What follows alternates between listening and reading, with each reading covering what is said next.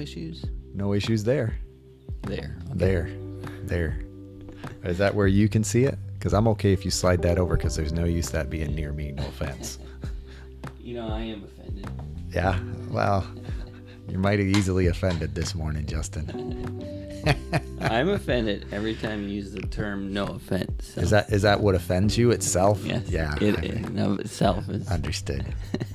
It's my trigger. So here's your here's the bait for the morning, Justin. How are you? I'm dandy. Nice. Well done. I'm glad you're dandy. Besides being dandy, I'm a little sleepy. Oh yeah. But wow. But Can't get that word. But good. Dandy. I'm glad to hear you're dandy. Yeah. How are you? I am well. I'm Good. excited for the day. It's just I think these springier days have that tendency. Give you a little spring in your step. Yeah, exactly. Yeah. Same. Yep. Yes. Oh, there's we're keeping Justin up. He's ready to go back to bed. I'm sure I could. I could. Unlike you, Mark. I know. Once I'm up, man, I tell you, I'm ready to go. Yeah. I'm usually that way. Yeah, I would. Yeah.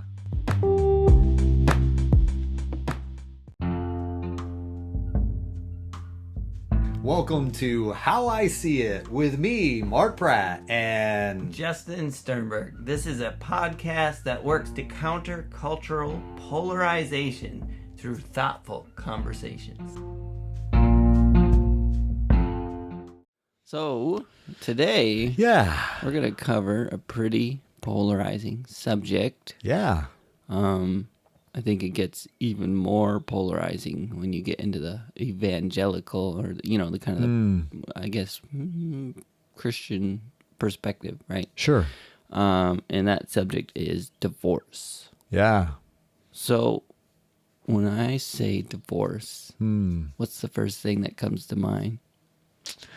Honestly, for me, I had a mentor, a close friend, and his son, actually it was a couple that separated, that basically, I think I mentioned them in the when I talked about one of the podcasts back about holy discontent. There was a couple that separated. Yep. This man that was my mentor, his son was the individual getting divorced. And we really got into, in hindsight, it wasn't necessarily it was too close to both of us to really discuss, what was going on well. Yeah. Because it was just too personal. It was too raw. Yeah. And I remember when you mentioned divorce, that's really what comes to mind for me, was that conversation and that interaction with him. Because we had moved to North Carolina, and I made the mistake of sending him a letter with my thoughts in it. And that just wasn't the right thing to do. And, and we got back together, and he shared his thoughts with me in a face-to-face confrontation, which was far more, mature on his part. But yeah, I just remember, it taught me a lot. Yeah. Because I think we can recognize that what it taught me was I was able to recognize I'm not in this. I'm not going through this. So for me to kind of step back to the side or sit back and just kind of judge from my vantage point wasn't beneficial. And, and I think we can have that, like so many things, it's like, I can judge it from a distance, but when it's the people near me, it's when it's my marriage, when it's, my, significant friend or family member. I think that's a helpful thing when we're able to recognize how personal that dynamic is, because I do believe no one desires to get divorced from the altar. People don't get married in order to be divorced, or else they wouldn't do that thing called vows. Yeah. So I'm sorry, that's a long question, No, it's long answer to your question, but that's what comes to Yeah. mind. You What made me about you? Well, you made me think about, because you're basically talking about when you can't be objective, you're naturally subjective, Sure. right? To a subject, and it kind of makes me think of those vision tests where it's like, if you're, what is it, farsighted, if something's too close to you, it's not in focus. Sure. Right? No, I It's hear you. blurry, and so you kind of have to move it further away before it kind of comes into focus. Yeah. Or and vice versa, if you're nearsighted, like it needs to be pretty close for you to be able to focus on it. And any further, it starts to. Sure. And I feel like there's some, it's a pretty good analogy for requiring objective eyes to be able to speak into a subject for that focus, right? For Yeah. that clarity.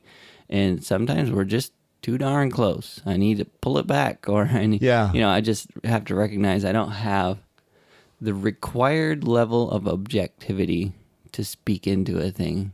Yeah. And that's something I've hard learned as well, Mark. I hear. Like speaking into things I had no business doing because I was too close. And so my vision of it is like, oh, that's got to be an E and an F and a 2. It's Right. like, oh no, actually it was an A and a B, Yeah. And there's been many times that exactly that situation happened where it's like I had it all summed up, and based on the blurry version I saw, I was pretty sure it was this. Yeah. Spoke into it, and it was like, yeah, I kind of missed the mark. I don't know if that's what the kind of thing yours Yeah. was, It's to the point of being able to recognize that when I am looking at something, not to use the near and far, but when I'm looking at something from a distance, I can have it pretty well figured out. yeah. But when I go in, when I'm actually in the box, if you will, or when I interact with those people, it's like, okay, yeah, this is different than I thought it was. And I think even scripturally, when the Pharisees addressed divorce with Jesus, and he was able, and Jesus, shared, it's because of your hardness of your heart. That's what Jesus shared from my perspective scripturally, as they're defining divorce. I recognize there's a lot of hurt that goes with that hardening. It's not that people just choose, and I think Jesus understood this. Yeah. We see his compassion for the Samaritan woman, the woman at the well who had been married 5 times, and yet at the same time, and the guy she was currently living with is not her husband. So, she had experienced that rejection, that divorce 5 times, and got to the point where she was basically recognizing, okay, I'm just not good at this. I'm going to give up. And yeah, I need a guy around, but at the same time, and what I see in that, if I may, from our perspective, is I see that Jesus understood that hardness of heart that comes, with hurts in relationship, but yet, unlike us, there's not a condemnation Right. necessarily in that. And I think, when God talks about the fact that, basically the children of Israel divorced him, they turned their backs on him. So I take that from an aspect that says, okay, God completely understands what couples who are going through divorce feel like, and he has compassion for them. He doesn't necessarily desire that, he doesn't necessarily, but yeah, it's not a condemnation. And I think so often even just bringing up that topic, it's like, well, we almost need a divorced person in the room, Yeah, to speak to that. But yeah, that's kind of where I come back to is, God understands that.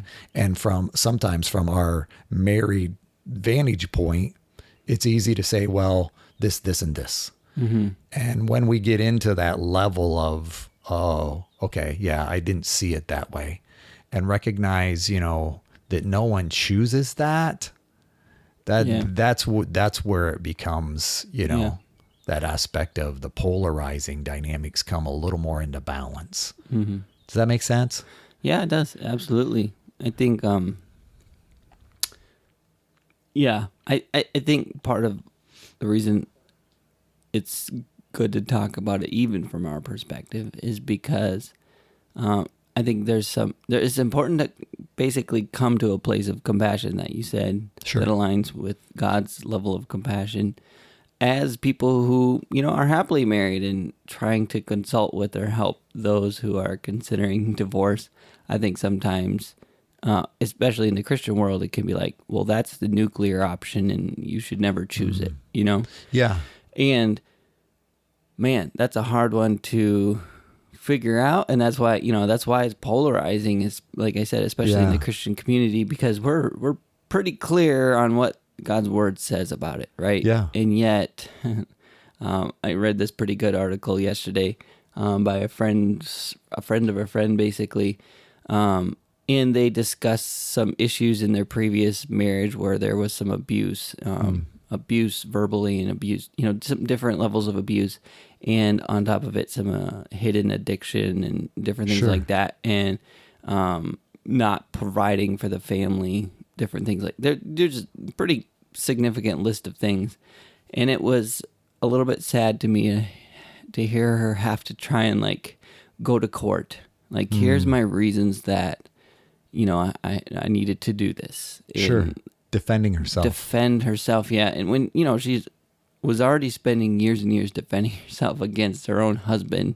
that kind of thing. And then like you said, the Bible says, therefore there is no condemnation for those who are in Christ Jesus. And when he approached that woman at the well, the purpose of him calling out all of her past marriage indiscretions was to make a very clear point to her that what you're seeking is empty. Sure. What you're seeking is not filling your thirst. Sure. There wasn't condemnation in that, you know? And if you ever get a chance to watch The Chosen, I think the very last episode of the first season, it is that scene. Sure. And, it's very much aligns with the biblical story.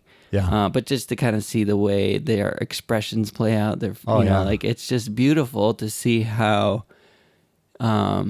there wasn't condemnation in Jesus' words, but instead freedom. Yeah. Spirit and truth. Spirit and truth. Yeah. Yes. Yes. Yeah. Yeah. To be able to recognize that, there isn't that condemnation, but yet, and Jesus desires to minister to our hearts. Mm-hmm. Yeah. First and foremost, I guess I would say, in some ways, I think that's the holy of holies in some ways, in our body is our heart.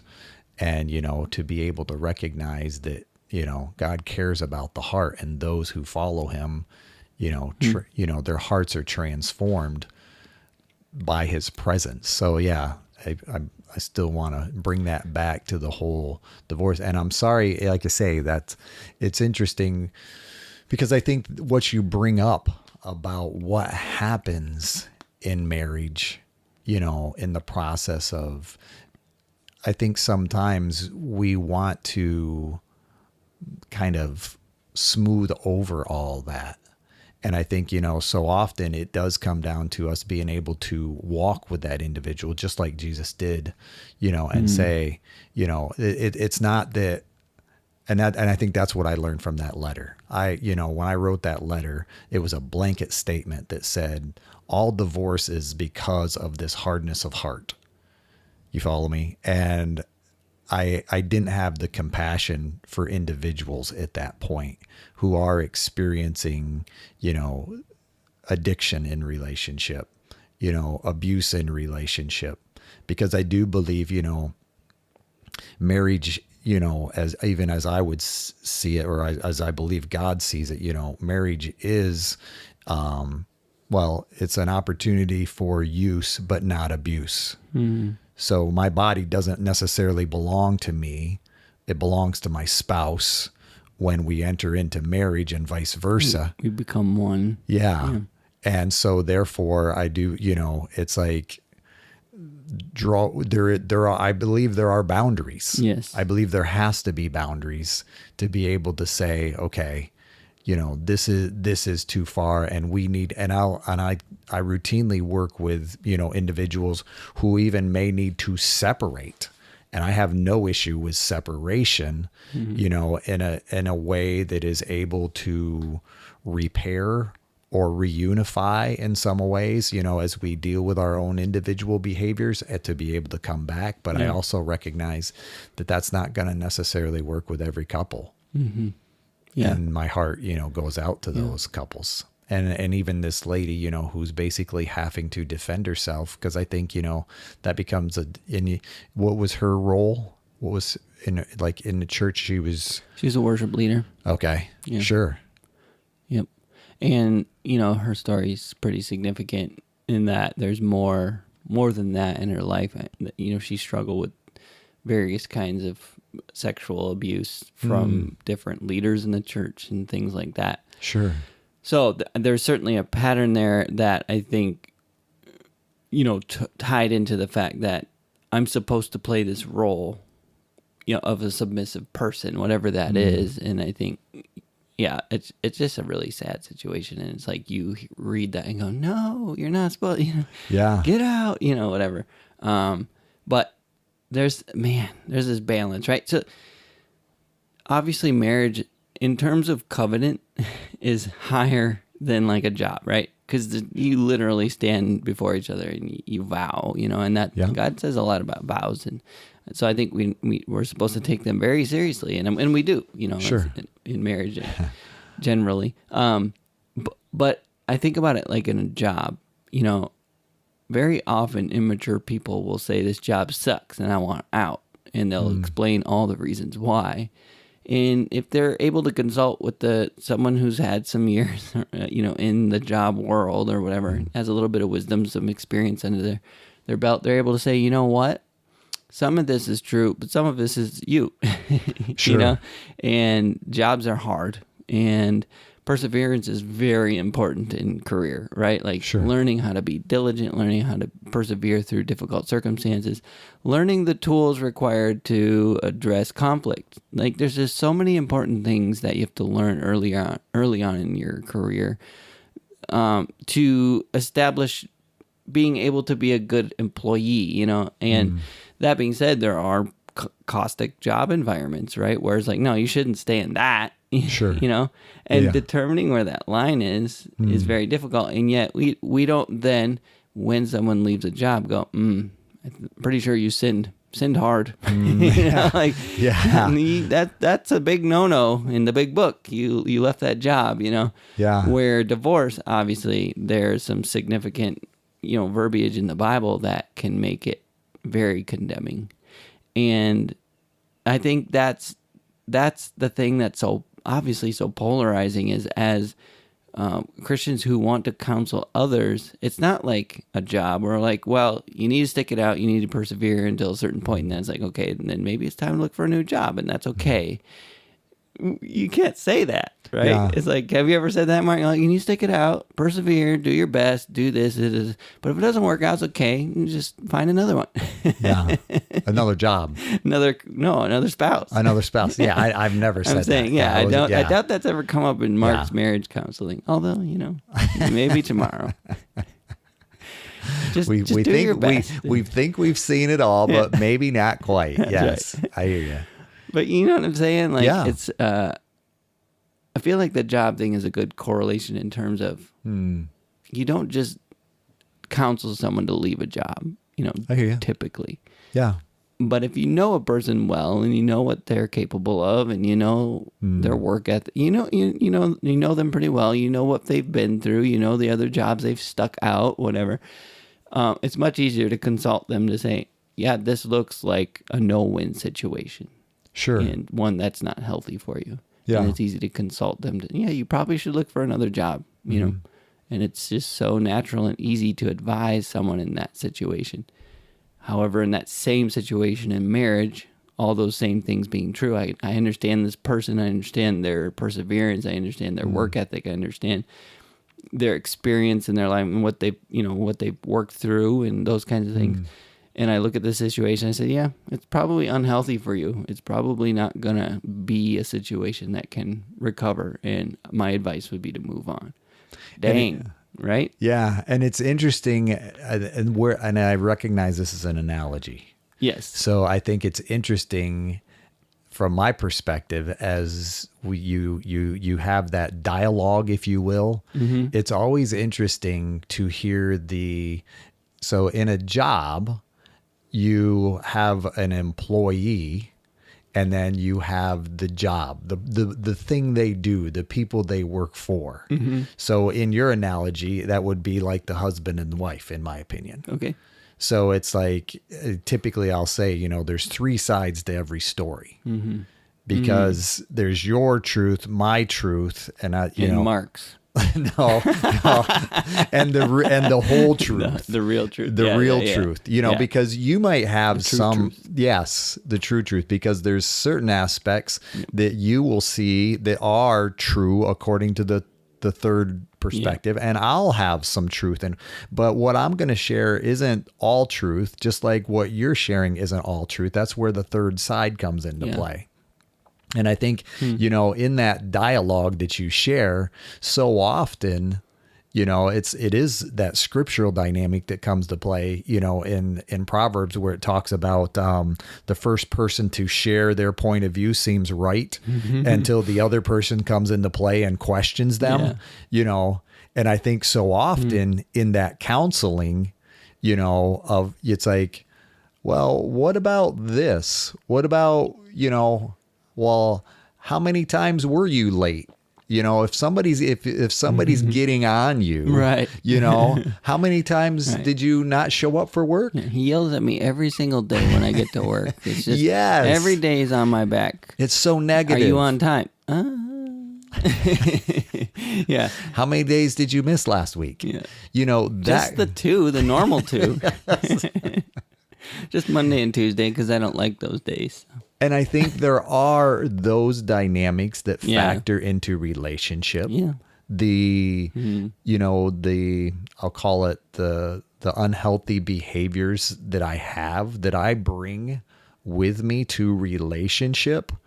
And I think some of those, I think they're all human dynamics, that everyone brings into relationship. And yet, and that's where I think where you were coming from, I married the quote unquote wrong person. So often it's as much what I contribute, to that dissatisfaction, if I may, as what the other person does. And what I think in my mind, and I do believe, negative patterns develop quickly, or they can, based on what I look for. I think that's a large part of what can be, even when right now, even so many we're doing the Marriage on the Rock class. And, it saddens me sometimes when I think about how many people are in that class based on a second relationship, second marriage, second, and, and what they share, in that class is this aspect of, oh, I wish I had known this previously. And, when I'm hearing that person say that, it's like, oh, that's got a sting to be sitting next to that person, currently, and saying, man, I think if I'd known this, I could have maybe done something different with that previous relationship. Yeah. And I sit with that and when I hear that, and it's like, that's sad to me. Yeah. Because that person is saying this might have made a difference. Yeah. And I guess that's where part of my passion comes from, is a desire to communicate with people and help maintain current relationships so that they don't have to say, and granted, that's not to say that some, couples who, marry people who with addiction or, that kind of thing, I have nothing against them, but yet I'm also able to recognize that's not everybody's circumstance who went through divorce. And I like your line analogy because I believe there is a line because there, healthy boundaries, and it's like, okay, is this something that we can relearn, when I'm putting up my right and my left hand as a healthy boundary type dynamic, because I believe my right hand is the ability to represent closeness. Okay.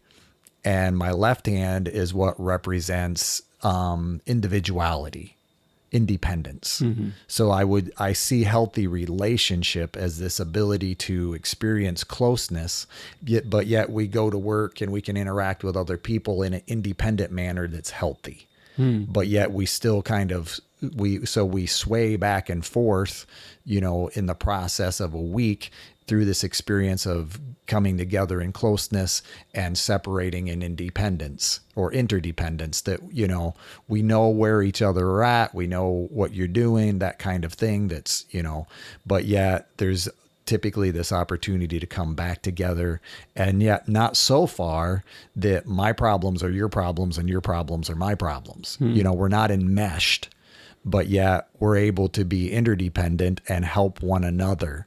Ooh, do you need me to fix that, or do you need me to just listen? Mm-hmm. Those kind of things. That's that closeness. But then on the other end, so I say all that in a process of being able to recognize that, from my perspective, divorce tends to go outside that boundary where I'm just going to go into isolation because that's the only option I have left.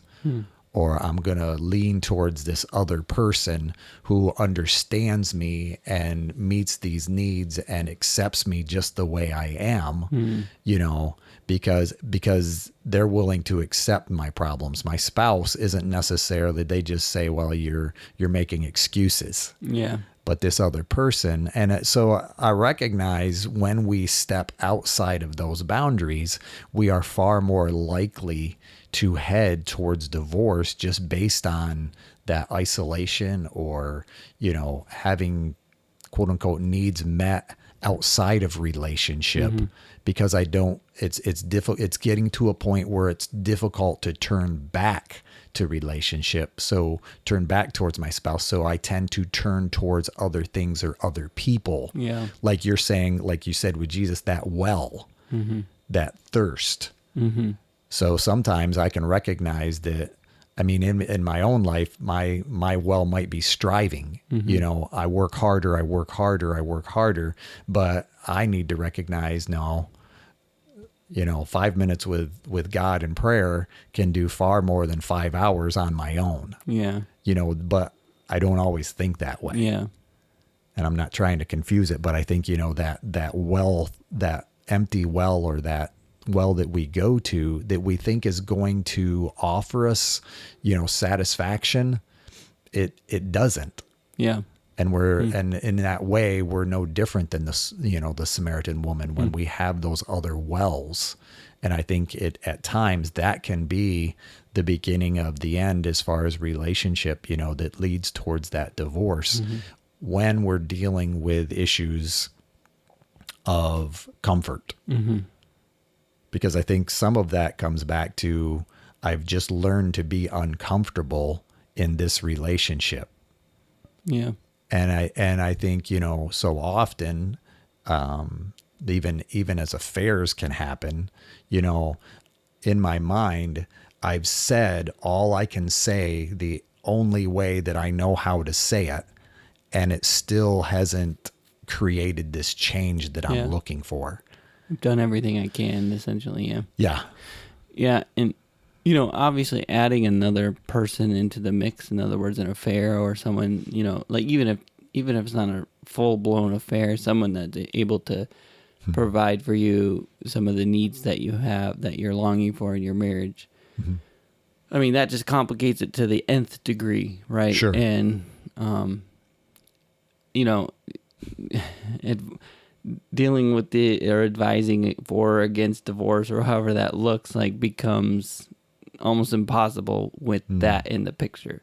Sure. And so it's kind of like, let's not even go there in terms of how to counsel that, or think about that, or or, you know, yeah, how to address that. Because I think the number one step there as well, get that thing out of the picture first, because Sure. until it's out of the picture, the clouding will continue. Yeah. And the kind of the faux version of reality that you see there is going to Sure. continue to tug at you and say, this is what it could be like. Yeah. When the reality is, like you said, second divorces look a lot like, you know, or second marriages look a lot like the first one, because I go with it. You know, Sure. I go to the next relationship, and if I didn't resolve some of my personal issues in the first one, well, I'm going to be left to resolve them in the second one. Well, you know, or the third one, or, you know, Yeah. never, or the fourth one, or, Yeah. you know, and like you're saying, ultimately there are some struggles that we have individually that we're going to bring into every relationship, and until we address those, divorce is going to look like the appealing option, because it's about them, right? It's always another, The blame. Yep. Yeah. And yeah, the other thing too about divorce I've realized is that it's very easy for us to do the forgiveness versus permission thing. You know, it's easier to ask for forgiveness than permission. On the other side of that, not being the person getting divorced, but being, you know, it's so easy for me personally to offer grace to those who have been divorced, because it's in the past. It's like, that decision is done. I don't have to think about that, you know, or like advise for that, or none of that. All I need to do is just walk with that person in their current reality and show grace like we're supposed to. So that becomes easy, and I have no problem with that. I don't have any problem with people divorced. We have a lot of friends who are divorced and remarried and all that. And I just see how God's grace is so real in their life just as much as mine, you know. But really, it just comes down to someone's in the middle of it, and, you know, in the situations where it's like, you know, feels like divorce is the right option here. It's so hard, and I don't know if this is right, and I don't know if this is wrong, and I don't know where the line is to say, yes, that looks like something that is unhealthy, and you need to leave that. You know, like, it never quite feels right to say that. Sure. And I guess I'd love to get your take on that, Mark. And a little context for the listener, which you probably already know, which is Mark and Chris are some of the biggest advocates for marriage that I know. You know, they're doing Marriage on the Rock like every other week, basically. Right now, they're in a, like, leading 50-some people or something through this program, right? Like, and you guys do this on a regular basis. And Mark is a marriage and family therapist, and so they are some of the biggest advocates for marriage that I know. And yet I also know that, you know, Mark, you've dealt with a lot of people going through this struggle and working through that. And I want to know, is there a line, Mark, that you found? Or is there no line? And it's like, I guess maybe to bury the lead or whatever, you mentioned walking with that person. Can you speak to that? Is it, you know, when do you get to that tipping point? Have you gotten to that tipping point? How do you wrestle with that personally? Yeah, those are a bunch of questions. These there. are the polarizing, hard stuff. For me personally, as I'm going to start from the back, the last question towards the front. Where is that? Well, no, the first one was like, where is that line for me? And then the last was kind of the tipping point as far as that goes. For me personally, I believe there is always hope. Okay. And here's where I draw that line, because I'm blessed in some ways by the ability to be a quote unquote professional. Okay. So some of those lines, some of that walking through with people is a line that they choose. Okay. So when a couple basically says, okay, we're going to stop coming for therapy. Okay. That's a line that I have no choice over. And that's okay. It's not preferential, but it is okay with me, because people have recognized, okay, this either to their perspective isn't helpful any longer, or we've made up our mind and we're going in a different direction. And I don't have any control over that. You know, if people want to continue to work with me and they're recognizing that, yes, this is helping and we're open to this and transformation is occurring, then I'm there. I'm in. So does that make sense? Mm-hmm. Sometimes that line is drawn for me by the individuals I work with. Yeah. But if a couple, okay, and here's where it comes back to for me personally. I believe there is always hope, and hope is an anchor, you know, to where there is hope for the individual whose spouse, there is hope.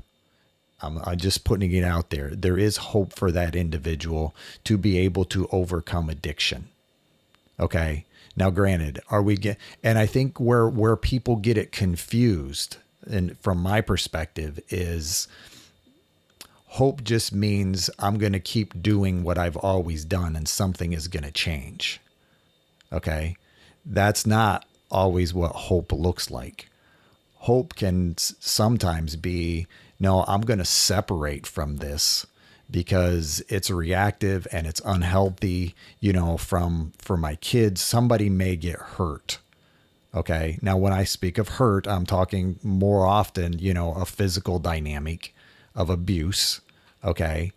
And that's not to say that person pulling away and establishing a healthy boundary that says, no, I'm not subjecting myself and I'm not subjecting our children to abuse. Okay. Now, does that mean the person that's being separated from isn't going to experience some hurt? No, it doesn't. They're going to experience a different hurt, but that I'll call it pain, if you will, you know, I believe is part of God's ability to have a disciplinary process. Mm-hmm. You follow me? Yeah. So that's to where, from my perspective, personally, I just am that hopeful. There used to be a theory or an operation. It was all hope focused marriage counseling, you know, and I just believe that's where my heart is. That there's hope when I'm willing to recognize that what I do, and it's not about always blaming. Okay. I'm willing to recognize there's some things that I do that contribute to, you know, this dynamic. And I would even say, even in marriage, quite often there are things that spouses do that contribute to, not that it's their fault, but there is this word enabling for a reason. Because sometimes, you know, I recognize you have an addiction and I don't want you getting mad at me. So I'll buy whatever you want to keep you from getting mad at me. You follow me? And it promotes that cycle. So yes, there may be a need where you have to deal with that codependency on your part and say, no, in order for you to get healthy, I need to go step back. I need to get myself healthy in such a way that says, okay, if you get mad, that's okay. And I'm okay with you getting mad. But if you getting mad, if I can't handle, or if I'm overwhelmed or, you know, motivated by the fact that you might get angry, therefore I'm contributing, then I'm culpable. Mm-hmm. You follow me in that? Yeah. In that. So that's kind of so that. So the fact that there is an opportunity for change, you know, and then yes, if a person, I think there is a point where if a person just continues to choose, you know, their addictive lifestyle, you know, after we've entered into this separation, then yeah, I believe, you know, that becomes problematic. You know, is that not to say that person, but I have known people, you know, who have basically tried that for years, you know, and it didn't work out. And, you know, they've gone on to marry other people and, you know, but typically once it gets to that point, people quit seeing me. Yeah. So take off therapist hat, yep. Mark, you know, and approach it from a personal dynamic of, I mean, I think at some point it does become too close, and we talked about that already, right? Sure. But, let's assume it's someone that you know and you love, and they're asking for your counsel on from a personal aspect as your friend, as your whatever. Right. And they're not walking away, like, Yeah. again, I just want to know, Mark. You want a line. Where's that line? Yeah. Is there a line? Is it just, I guess I have an assumption of what your thoughts are, but so maybe I need to ask, this, Justin, where is your line? All right. Here's my thoughts. Yeah. So I've had some different situations where we've counseled people struggling in marriage or whatever. Uh-huh. And one of the most recent ones was a guy that I met with for quite a while. And the thing with his situation was there was a lot of stuff in the relationship that were because of his own hurts, habits, and hangups, right? Sure. And, he was doing Celebrate Recovery. He was working through this stuff and really came to a place of, victory over these things, to a large degree. Sure. To where I looked at him and go, "You're a pretty normal husband now." Yeah. It's like, and now you just have the normal flaws. Sure. But also all you're the still baggage. human. Yeah. But also all the baggage, right? Sure. So that came with the previous addictions and stuff, and resulting pains that came with that, and the marriage just kept feeling helpless, like hopeless, probably, Okay. where the wife would only stay with him because she didn't know why, really, and kept saying, "I don't know if I want to be with you," and it just really felt hopeless. And so he would come in kind of, we would get together, and he would be very despairing often, and I'm like, I don't blame you, man. Oof, that's hard. I said, there might be a day where it's time, but based on this, and this, I don't think today is that day. Sure. And it was kind of like that was how the conversation went until we stopped meeting, and it never got to the point where I had to say, where I felt like, yeah, it's pretty clear, and that's kind of where I'm at, is like, I don't know where my line is. I think where you had to say what? There never got to a point where I would advise, it's probably time. It's the health dynamic has tipped to where, your family, it would all likely be more healthy if you divorced or whatever. And this is one very specific scenario, but I guess that's kind of where I see it, is where it's kind of like kicking the can down the road until you can't anymore. Sure. That's kind of my perspective. So is there a line? Not really. I think it's just you just keep kicking until you can't anymore, and then, I don't know. It's like, it's too hard of a question for me. Yeah. To give it a line. So that's kind of where I'm at. Yeah, and that's where I come back to. It's going to come down to an individual dynamic. Yeah. Number one, for me personally or professionally, I'm not going to make that choice for someone. Yeah.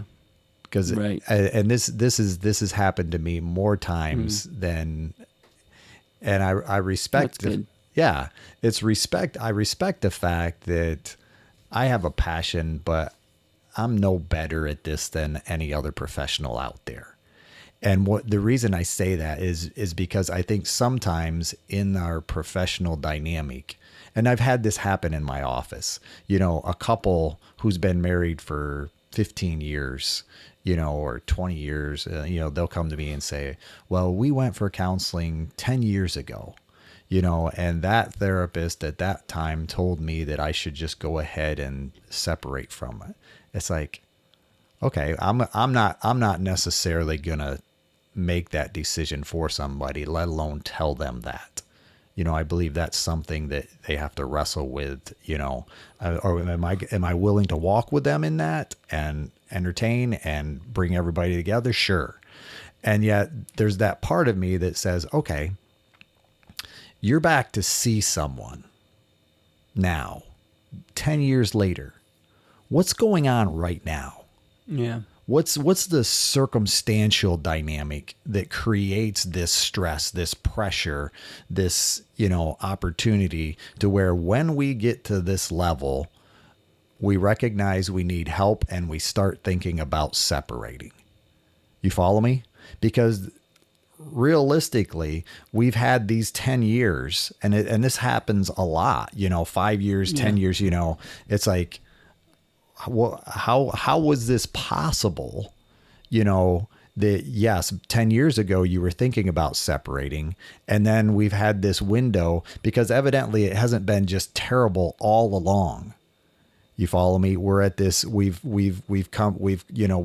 in this deep, we're in this valley moment now that we're considering, and we're, stress levels are high. So that's kind of where I draw that perspective from. And then that's where I come back to, okay, well, what is it that keeps you in this relationship? What is it about him? What is it about her that attracted you to that person? And I think so often it is about that ability to reshift, from a negative focus to a positive focus. As far as, well, like we talk about here, we can look at the facets of an individual and label them, okay, based on those negative facets, if you will, or those what we do here, the similar facets. And so therefore they are blank. But yet there's so many other facets of an individual that we either choose not to see or that are very similar to us, and therefore they don't matter as much. Mm-hmm. And so I think, in that process, so coming back to your question about the line, I think for me, there isn't a specific line. There's a general line that is able to identify, okay, healthy boundaries. Like, and granted, boundaries are fuzzy lines. Yeah.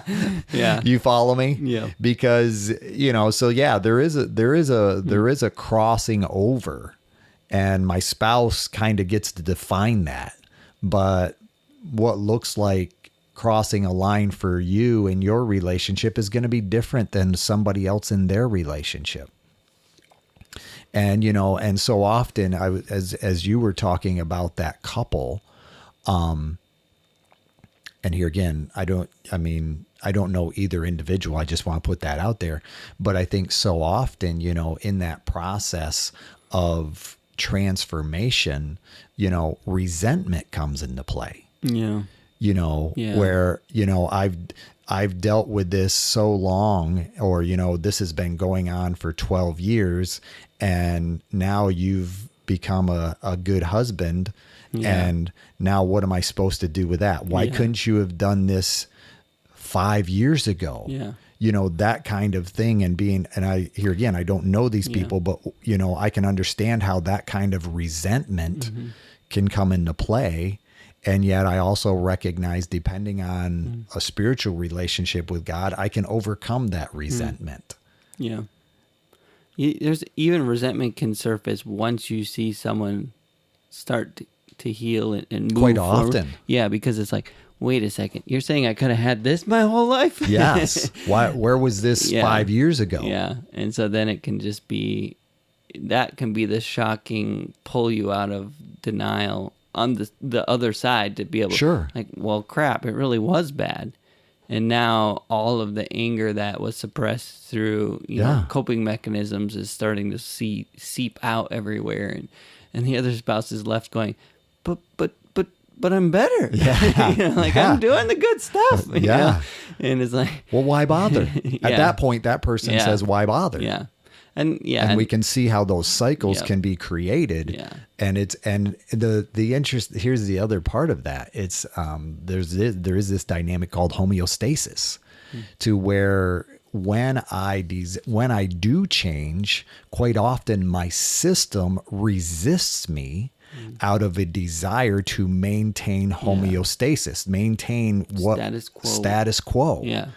And so, yes, what you're describing is part of systems, to where, the system will fight And the system against needs to healthy be change. reset, right? Yes. Like that equilibrium needs to shift, the homeostasis needs to shift. Yes. But that's that's hard. Yes. Yeah. And that's Or it's- where both people have to actually relearn Yeah. some of these cycle dynamics that have but have been established over time. Yeah. And you do this and I do this. So when I'm trying to relearn, Yes. you have to relearn at the same time. Yeah, it's so hard. And Yeah. the physics term that comes to mind is inertia, right? Like when sure. something starts spinning and you try and stop the Mm. thing that started it. It's like, but the inertia keeps the movement going, and you're fighting that, Sure. And so, you may have stopped the behavior that was spinning the top, but the top keeps spinning, and it's like, wait a second, but I'm Mm-hmm. not doing it anymore. Yeah, there's inertia there. That's that homeostasis you're talking about, where the system's already set in place. And Yep. It takes a long time for a top to stop, right? Sure. Like, And that's where I'll run into it, with people. It's like, okay, it's been years that we've been living with this cycle dynamic and we just want it fixed now. Yeah. So it should only take like 5 sessions and we can, it's like, no, we're not going to, it's been 5 years to establish this. We're not going to stop it in 5 minutes type Yeah. stuff. And I think that can be it's expectation. So I guess that's as I think about our topic of divorce. I know we've kind of made it about boundaries, but I want to offer that hope to Yeah. people. And as I think about that, I can think what it comes back to me, and I guess part of my passion is when I think about it, divorce tends to be very isolating. And what I enjoy about the group dynamics, well, even CR, but what I enjoy about the group dynamics of, the classes we do, it's like I'm able to sit in that room with other people and hear, oh my goodness, you deal with that too? You experience that in your relationship too? And from my perspective, divorce, is that dynamic that leads to isolation, where in some ways, I can't talk with you, in a relationship dynamic. So I may talk with a few other people. Some of those people may just be encouraging me to separate, and I don't necessarily have people who are giving me that advice that would basically say, well, help me understand how you're contributing to this, yeah. and yet- really challenging that. And I think support is really helpful. Healthy support Yes. is Yeah. very helpful in avoiding some of those pitfalls that lead to divorce. Yeah. And yet I think a lot of people, I admire people who are able to say, yeah, I want to get it right this time. Because I've experienced that hurt. And I see how it's affected, my spouse. I see how it's affecting our children, and I want to get it right this time. And I just admire people who are able to say, okay, yeah, that's what I did. And that's how I contributed. And I want to change that in me, because I realize if I could have dealt with that maybe a while back, it could have changed things for us. Yeah. I'm sorry, I didn't mean it. You had the thought there in that process. No, I can't help but keep thinking about that person who, there's always hope, right? I agree with you on that. But there's also that person who's just dead tired. And Yep. due to the dysfunction in their relationship, Yep. they are wiped out. And you say, all you have to do is get back up and run a mile. It's I hear like, ya. no, you don't understand. No, I gotcha. And I just have, my mind keeps coming back to that. And I guess just, I just feel that compassion for that person is like, it's going to be work. It's going to be hard. You're going to have to learn some new skills. You're going to, basically you have to go to boot camp, and it's like, I just feel like I got done running a marathon with a broken leg in the rain, just beat up, beat down. And when you say more work, it makes me want to just give up. Yeah. you know? And that's the part that's so hard. Yeah, I mean, I don't know how you, but I also believe there's always hope, and I believe that the Holy Spirit can infuse them with what they need, and I believe that we, people around them, can be the ones to help them to stand up and kind of put our arm around their shoulder, help them limp across the finish line, right? Sure. Like, I believe that there's opportunities there, but I just want to recognize that it's not as simple as, well, you just got to do some work and you got to do some changes, and part of this is your fault. And I agree. Yeah. And I appreciate what you share, because I want to recognize there's a tremendous difference between hope and optimism, hope and expectation. Yeah. You follow me? And I apologize. The part that's coming to mind is it wasn't 7 Habits. I think it was it 7. No, it's the red. I can picture the book. It's got a red cover on it. Of Successful People. 7 Habits of Highly Effective People. No, that's Stephen Covey. Yeah. What's the Collins is his name. Oh.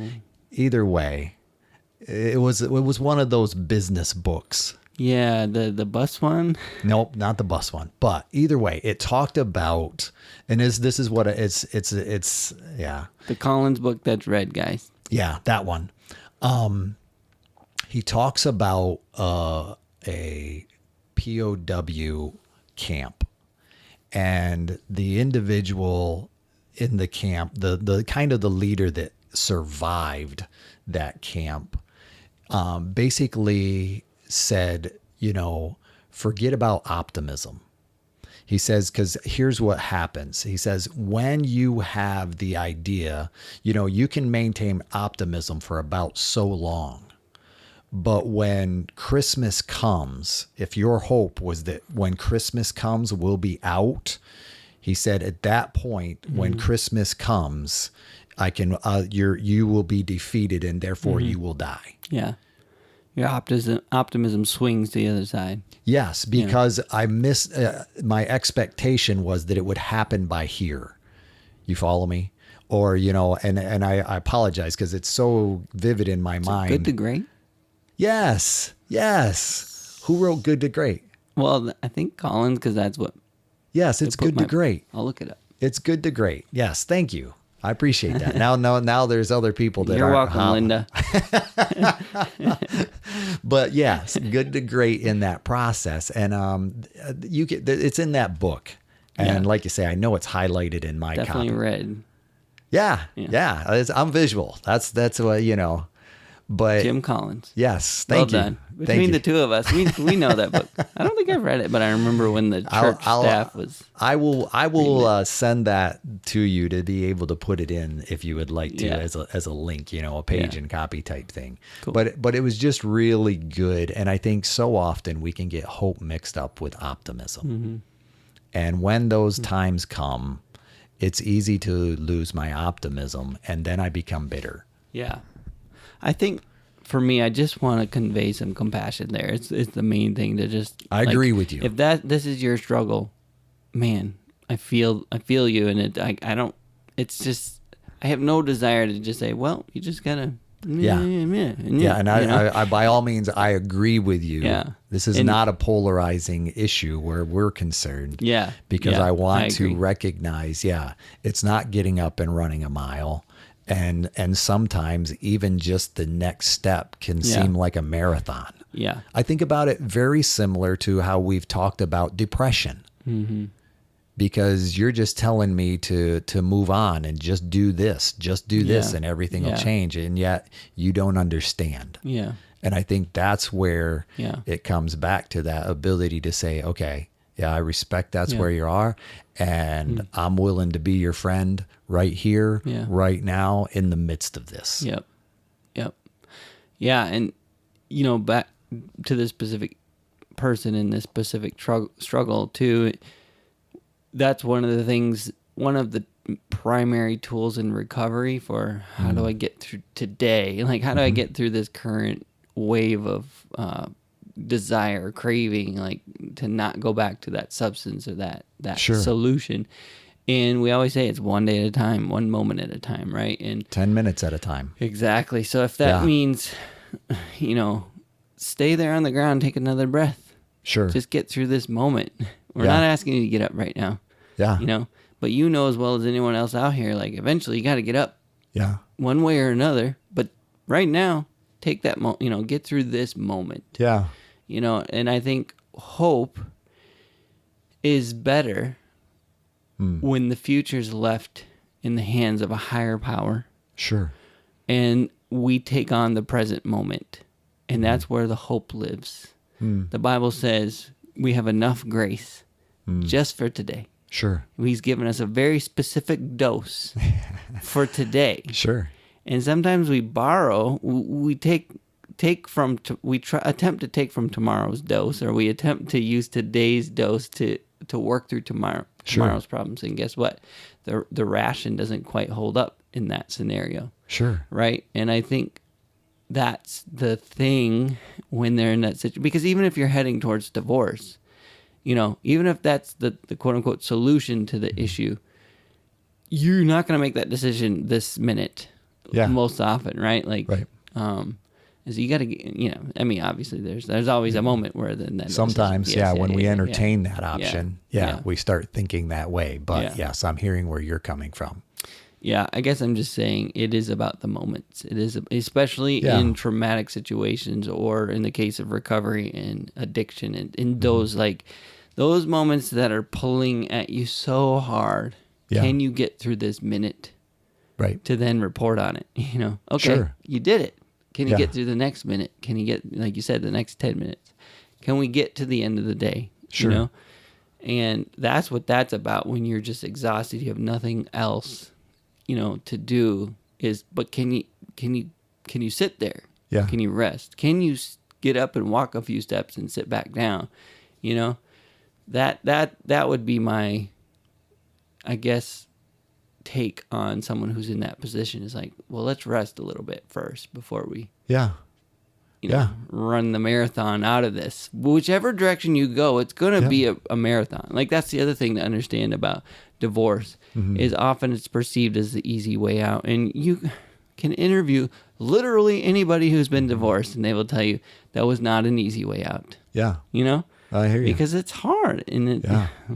And as you're sharing, like you say, I want to offer compassion. And I think at times, so often the individual that is just exhausted has found themselves in the process of doing it all.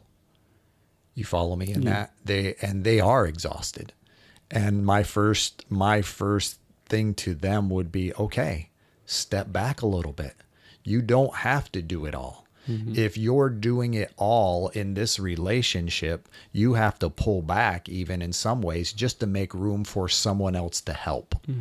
You have to make a vacuum in some ways for that other individual to step in.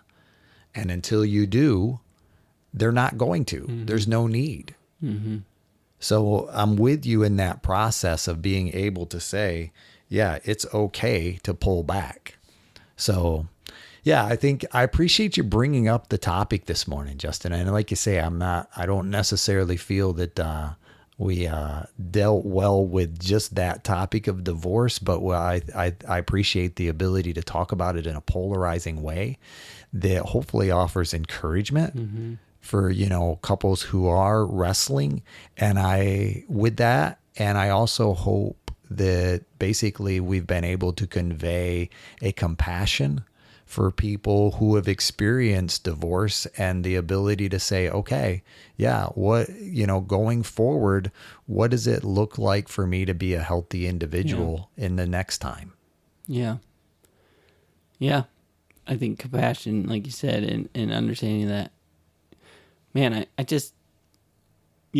wish that they didn't have to come out on the other side and then deal with not only the struggles of a new life, but also defending that choice. And it's like, but that's why it's a personal choice. Like you said, ultimately it's going to come down to your individual choice and the reality of, what you're going to have to live with after that, whatever that looks like, right? Sure. Including the did I do the wrong thing, and defending it and all that. It's like, but at the same time, there's no condemnation for those who are in Christ Jesus. And Yes. let's move forward and use what's behind us to propel us forward. And Yeah. And that's pretty much how I see it. And that's how I see it.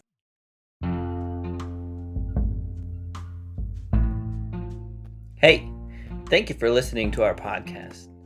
If you like how I see it, please do all the things that podcasts tell you to do. Subscribe, rate, review, follow us, and or talk nicely about us on social media.